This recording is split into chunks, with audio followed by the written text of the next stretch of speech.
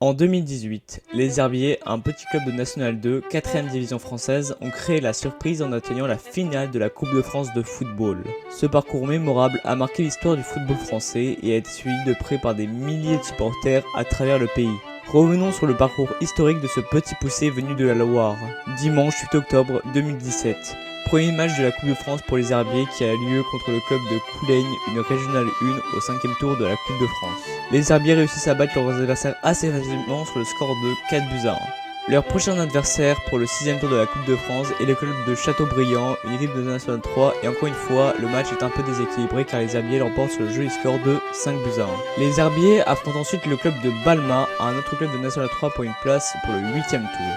Encore une fois, les Herbiers n'ont pas eu le droit à un exploit de la part de leurs adversaires, cette fois-ci sur le score aisé de 3-0. Le stade Massabielle, le petit stade des Herbiers, a explosé de joie à la fin du match alors que les joueurs fêtaient cette victoire historique. Au 8ème tour, les Herbiers sont confrontés à un autre club de National 2, Romorantin.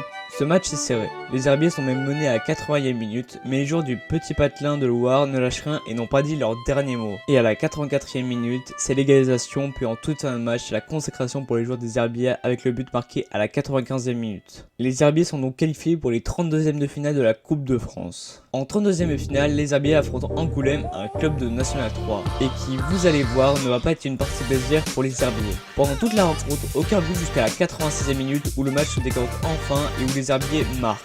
Mais à la 96e minute, c'est Angoulême qui égalise et qui sonne les prolongations. Mais à la 113e minute, sur un débordement et un centre, c'est Florian David qui met la tête et qui permet aux Herbiers de se qualifier pour les 16e de finale. Une qualification historique d'ailleurs car ce club de National n'a jamais atteint ce stade de la compétition. En 16e de finale, c'est Saint-Lô, une équipe de N3 qui va devoir s'opposer à l'Ogre Herbreté. Et encore une fois, une victoire assez facile pour les Herbiers sur le score de 2-1 avec un but à la 54e minute et l'autre à la 71e minute, ce qui permet aux joueurs Herbreté de passer en 8e de finale. En 8e de finale, c'est un beaucoup plus gros adversaire qui s'oppose à nos habitants de la Loire, c'est le pensionnaire de Ligue 2, l'AG Auxerre. Le premier but du match vient sur un pénalty transformé par Kevin Rocheteau juste avant la mi-temps. Ensuite, au retour des vestiaires, à la 64e minute, c'est Ambroise Egbo qui creuse l'écart. Mais quelques minutes plus tard, un joueur auxerrois s'écroule dans la surface et l'arbitre souffle penalty. Tout le public de l'Abbé des Champs retient son souffle et tout le monde croit que les Auxerrois vont entamer une remontada. Mais le gardien des Herbiers en a décidé autrement et arrête d'un plongeon magnifique ce penalty.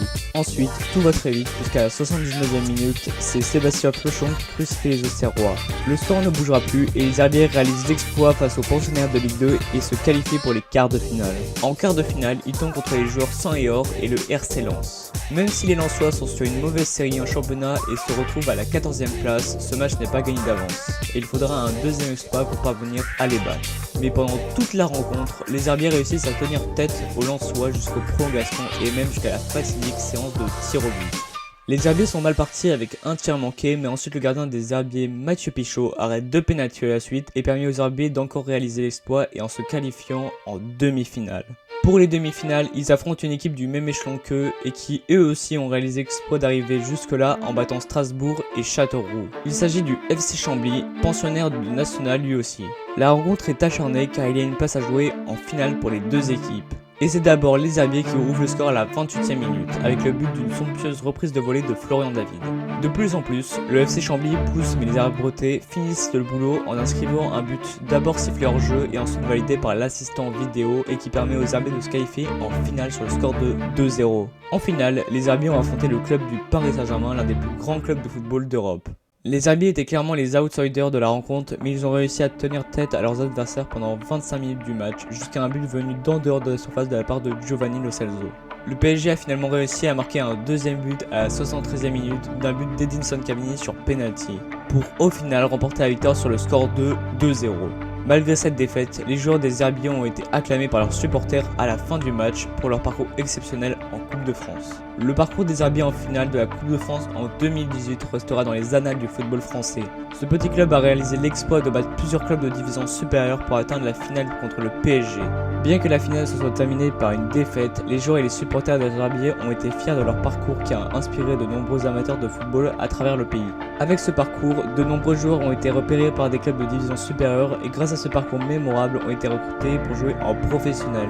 Je pense notamment à Esteban Sales, le gardien qui joue maintenant à Grenoble, Adrien Pajuri qui joue actuellement à l'US Orléans, Florent David qui joue maintenant au Kauno Žalgiris, un club lituanien et qui est le meilleur club de Lituanie.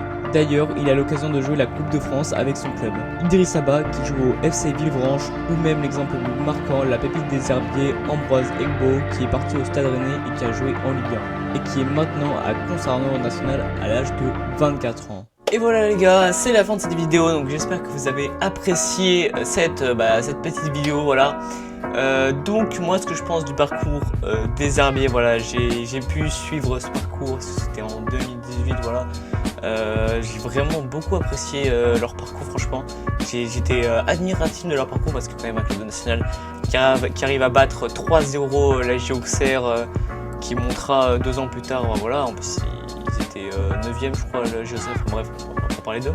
Franchement, et en plus, c'est pas comme si c'était un petit jeu, hein. Même contre le PSG, ils avaient essayé de jouer un peu quand même, avant la 25 minutes, avant qu'ils prennent un but, voilà, ils avaient essayé de jouer un peu, donc j'ai trouvé ça très bien, voilà. Donc voilà, hein, qu'est-ce qu'il faut que je dise de plus, j'ai beaucoup apprécié, surtout qu'il y a, comme j'ai expliqué avant, il y a des joueurs qui ont beaucoup, qui ont beaucoup évolué, voilà, qui ont été recrutés dans des meilleurs clubs, etc. grâce à ce parcours, voilà, ils ont pu se montrer, voilà, ça la magie aussi de la Coupe de France, ça la magie qu'ils n'ont pas en Espagne par exemple, ou je sais pas, dans d'autres pays, enfin voilà, dans d'autres pays où c'est que une coupe fermée au club professionnel, voilà, là c'est un club, là ce sera des clubs plus amateurs qui pourront se faire découvrir, enfin, voilà, etc., qui a une belle histoire derrière, voilà. Donc je referai des vidéos sur des clubs comme ça, voilà. Peut-être que je ferai une vidéo sur l'AS Monaco en Ligue des Champions, ou l'épopée de Lyon aussi en Ligue des Champions, enfin Monaco-Lyon, voilà, un truc comme ça, le FC Porto en 2004, bref, voilà, vous avez compris. En tout cas les gars, si vous avez aimé cette vidéo, n'hésitez pas à vous abonner et à la vidéo, la partager, à commenter, ça m'aiderait énormément à pouvoir réaliser mon rêve, c'était de vivre de YouTube, vivre de ma passion. En tout cas les gars, passez une bonne journée, une bonne soirée, un bon matin, une bonne après-midi, tout ce que vous voulez. C'était Monsieur Sport, bye.